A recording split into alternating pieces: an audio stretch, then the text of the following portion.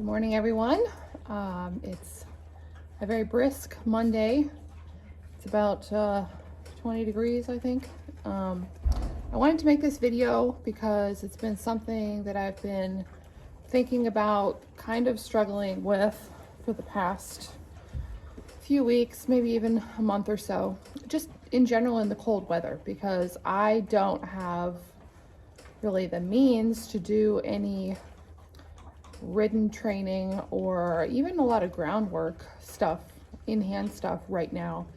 So it really got me thinking about, what does a horse need to know versus what do we want them to know as far as training. And I want to preface this video by saying that everything I'm going to be talking about is strictly in regards to training, not what your horse needs as an overall, like what do they need, like food wise and things like that. I'm strictly talking about, what does your horse need to know versus what do you want them to know in regards to training.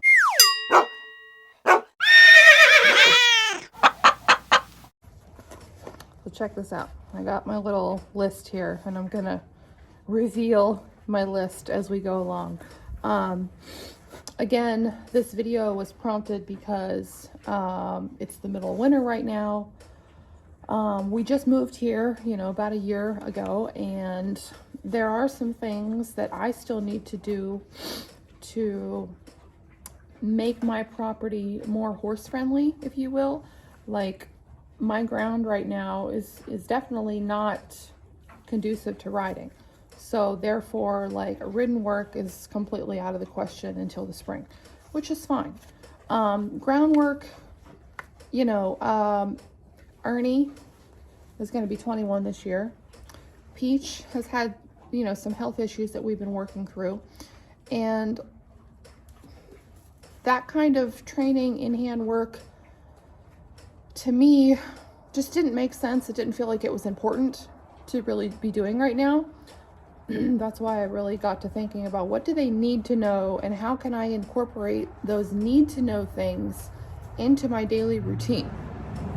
So here we have my list. First thing on the need list is catch. So you need to be able to catch your horses. And that, to me, like, everything on this list is a definite, like a 100%. Every single horse that's in a domestic cared situation needs to know these things. So you need to be able to catch your horse.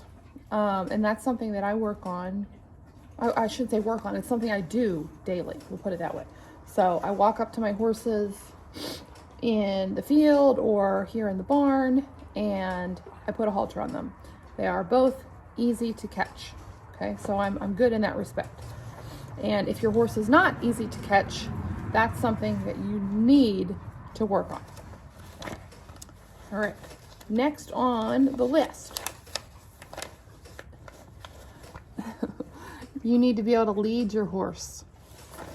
That's a 100% definite, got to do it. Every single horse needs to be able to lead. For, I think, obvious reasons. Like, you need to be able to take your horse safely from point A to point B. A lot of these things on the list too kind of came to me because I often think, like, if something happened to me and my horses had to, worst case scenario, go to a sale barn or, an auction or something, if they can't do these things, their value decreases significantly and they will end up going to a very bad home or not go to a home at all. Okay, so next thing on the list, tie. Your horses need to be able to know how to tie correctly and safely. It doesn't have to be for an excessive amount of time. I don't believe in patience tying and all that crap. They need to be able to tie for just basic handling, basic grooming. Sorry, we had to take a break there to untie the horses. Good timing. They were done eating. So good tying really means that they understand halter pressure, that if the horse pulls back for any reason, that they feel the halter pressure and they come off of that pressure. So good tying must include that, a real understanding of halter pressure and how to release themselves off of that. Super important. And side note, good tying, in my opinion, starts with good leading. So you're working on leading your horse, just basic, gently pulling the lead rope forward. Do they come off that pressure? Can they back up coming off that pressure? All that good stuff. So good tying starts with good leading. Okay. All right. Hang on here. What do we got next? Whoop. I think I accidentally reeled the next one. That's okay. Load. So your horses need to be able to load on a trailer. This is a big one because a lot of people start with ridden work before their horse knows how to load on a trailer. Wow. Guys, like if something happens to your horse as a 2 or a 3-year-old out in the field, something happens, some injury, sickness, and your horse can't load on a trailer, like you've got major, major problems, because how are you going to get them to a vet? Not every vet will be able to come to your farm. Goats are eating my clipboard in a timely manner. Look at this. Do you see this? So in the hierarchy of training, horses need to know how to load well before you ever put a saddle on their back. That is a need to know. Okay. So make sure you're working on that if they don't know how to do it already. Okay. Freaking Lois. This is Lois. She's a hoot. Okay. Next on the list is stand, VNF, stand for vet and farrier. Lois. Jeez. Okay. I may have put this a little out of order. So I think standing for your vet and farrier kind of coincides with knowing how to tie.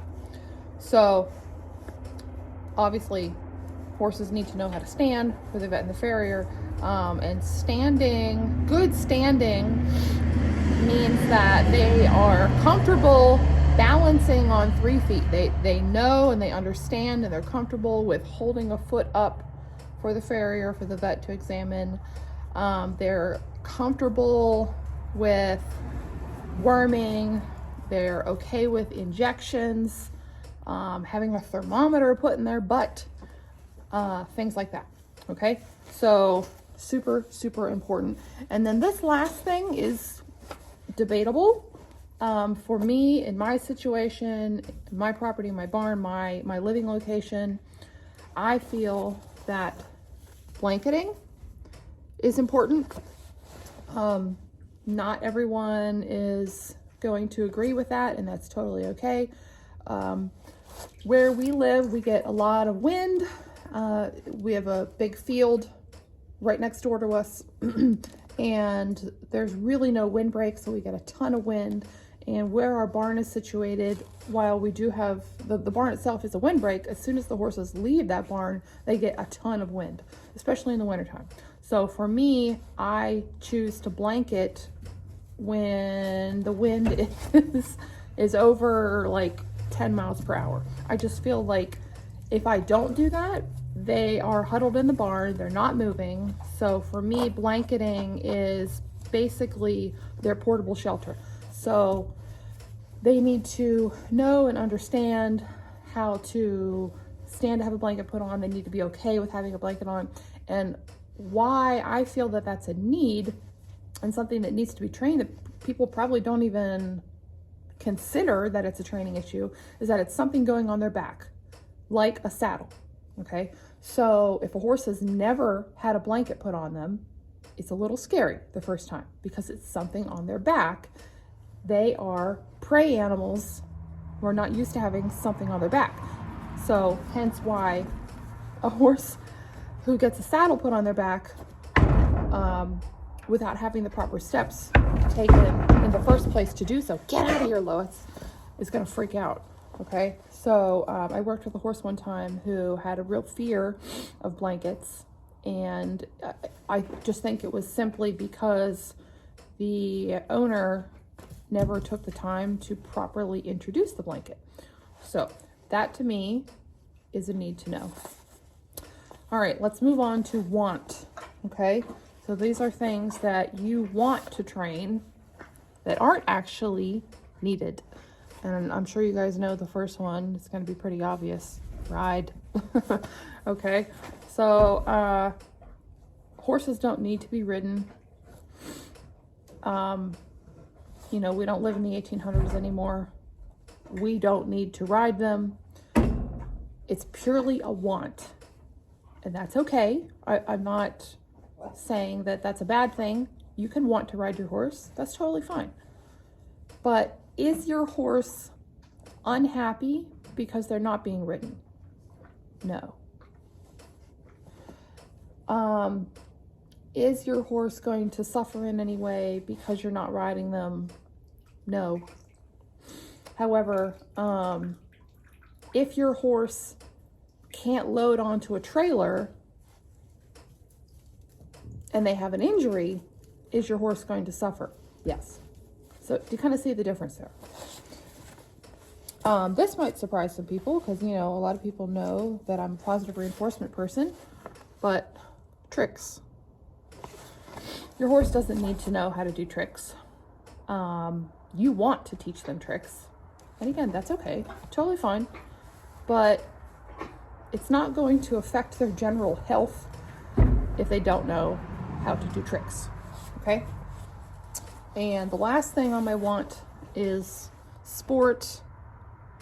And that's just all-encompassing sport. So jumping, dressage, barrel racing, reining, whatever. If you compete, it's a sport, and you want to do it.